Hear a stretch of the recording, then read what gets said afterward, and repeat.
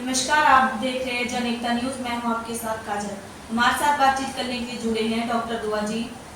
तो भाजपा के नेता, भोजपुरी इंडस्ट्री के अभिनेता रवि किशन जी का एक बयान आया है जीएसटी पे कि जीएसटी पे हर चीज सस्ती हो चुकी है और कह रहे 3000 की जो चीजें हैं वो 1600 में मिल रही। इस पर क्या कहेंगे? जर्नलिस्ट महोदया, मुझे तो लगता है कि किशन जी कहीं कृष्ण भगवान तो नहीं हो गए।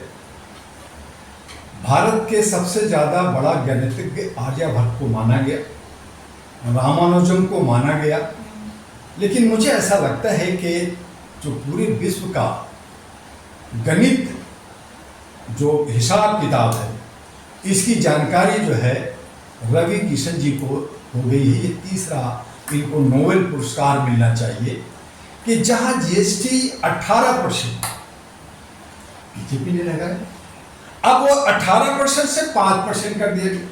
तो 18 - 5 कितना होता है? 13 होता है। तो 13% अगर 100 रुपया किसी वस्तु की कीमत है तो 13% कम हुआ, 13 रुपया कम हुआ, 5% तो लगा ही। तो 13 रुपया, अब वो कहते हैं 100 रुपया का माल 45 रुपया में मिल रहा, 3000 का माल 16 रुपया में मिल रहा, 1600 में मिल रहा, तो सीधा 50%। ये कौन सा गणित है? कैसा गणित है? रविशंकर जी को पहले स्कूल भेजिए, पहले कॉलेज भेजिए, पहले मैथमेटिक्स पढ़ाइए, ये बेवकूफ बनाए कि आपने कीमत, ये तो हिसाब हुआ जो आप उसमें गलत आपको आता है। और दूसरा ये कि जिस वस्तु का कीमत 10 रुपया था, आपने उसको बढ़ा के 100 रुपया कर दिया। 18% जीएसटी ले रहे थे, आपने उसमें 5% कर दिया।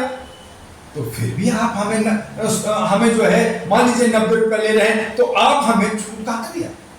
10 रुपया का माल 90 में दे रहे हैं, फिर भी 80 रुपया हमसे ठग रहे हैं। और 1,27,000 करोड़ जनता से जो जीएसटी लगा के निचोड़ करके जो जमा किया थैला में, वो लेके भागने के लिए किया क्या? किस लिए? मैं पूछना चाहता हूं। जहां करोड़ों करोड़ रुपया जीएसटी के, क्या वो वापिस करेंगे? इन्होंने जीएसटी लगाया था, इन्होंने सब कलेक्शन किया। 1,27,000 करोड़ का कलेक्शन पिछले साल का, उसको बांटते कि भैया हमने कम किया है, हम ये सब आपका है। जीएसटी कम करके सब सस्ते तो कर दिए ना? क्या सस्ते कर दिया? मैं जर्नलिस्ट महोदया, जो 18% लेके 1,27,000 करोड़ आपने लूटा, और अब आप कहा कि मैं कपड़ा में, ऑटो में, आपका बाइसाइकिल में 5% लूंगा। फिर क्या कहा? 5,000 तक का अगर मार्केटिंग करोगे तब आपको 5% लगेगा, 5,000 10,000 से ऊपर मार्केटिंग करोगे तो 18% ही लगेगा। अब मेरी बेटी की शादी है, मेरी बहन की शादी है, वहां पे लहंगा खरीदना है, वहां पे सूट खरीदना, वो 50-60 हजार से नीचे तो होता नहीं। तो जब 50-60 हजार का लहंगा है और वो नहीं मुझे वो छूट मिलेगा, तो पहली तो मैं खरीदूंगा नहीं। तो दुकानदार भी गया और दुकानदार कह रहा मेरा ग्राहक नहीं आ रहा, वो कह रहा 5% दूंगा, चूंकि हमें मोदी जी ने कहा। तो मोदी जी हमें जनता को बेवकूफ बना रहे हैं, हमें व्यापारियों को ठग रहे हैं।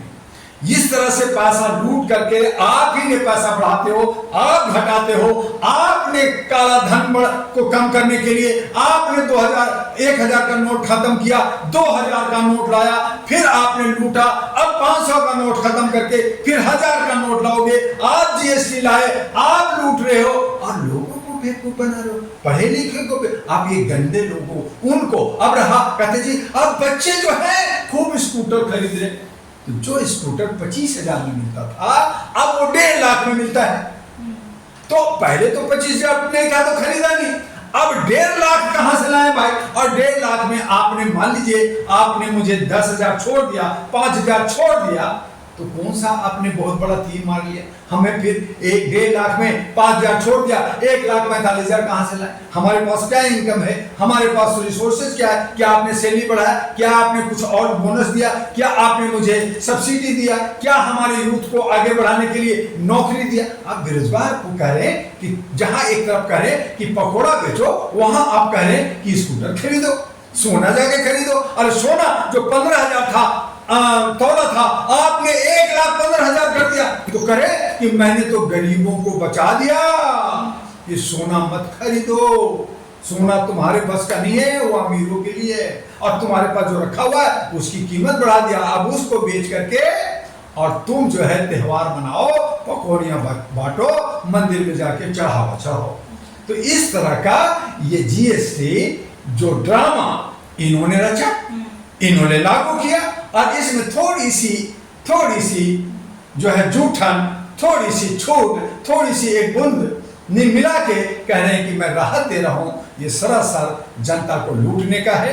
अगर इनकी नीयत सही है, अगर इन्होंने बढ़ाया और घटाया है, तो 1,27,000 करोड़ जो इन्होंने लूटा, जो 50-60 हजार करोड़ और भी पैसा इधर उधर से जीएसटी से और व्यापारियों से लूटा, वो हमारे गरीबों को दे दे, उससे स्कूल बना दे, उससे हॉस्पिटल बना दे, नौजवानों को राहत दे दे, तो मैं मान लूंगा कि आप सही हो। आप अपने जो है प्रधानमंत्री का पीएफ फंड की बात नहीं कर रहे, आप अपने इनकम की बातें आप खर्चे किए जा रहे हो, आप पेंशन की पैसा खा गए 16,000 करोड़, उसकी बात नहीं कर रहे, और आप कह रहे कि मैं तो लोगों की राहत दे रहा हूँ, 81 करोड़ को खाना दे रहा हूँ। तो ये सब जीएसटी हो चाहे टैक्स हो, आज भी खाली जीएसटी नहीं है।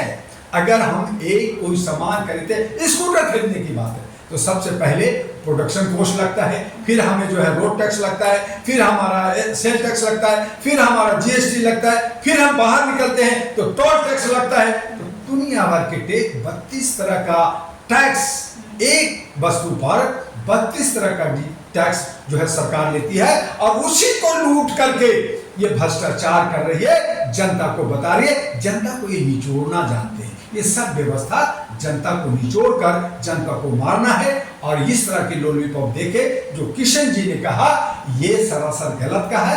उनको हम कहेंगे आपके चैनल से कि वो थोड़ा सा गणित पढ़ें और आंकड़े की बात करें, और फिर ज्ञान की बात करें। एक मेंबर ऑफ पार्लियामेंट सांसद है, तो उस तरह से बात करें। अंधभक्तों की तरह, जय चंदू की तरह, भेड़ की तरह चलने से, आप तो आज चल रहे हैं, कल आप नहीं चलेंगे तो क्या हो। मोदी जी ये भी कह रहे हैं कि दुकानदार वालों दुकान के सामने मतलब स्वदेशी लिख के कि मैं स्वदेशी देश का हूँ, लिखे ना।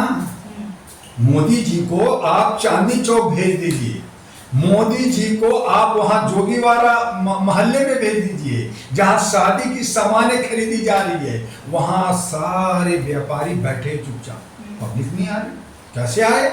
उन्होंने छूट सुना तो कहा कि छूट तो मिल रहा भैया 5,000 में, अब वहां पे सामान मिल रहे हैं 50,000 में, 40,000 में, 30,000 में, तो कौन खरीदेगा? तो वहां पर खरीदने नहीं जा रहा, तो उनकी तो और व्यापार ठप कर गया, उनका काम ही बंद हो गया एक तरह से, तो वो तो और परेशान है।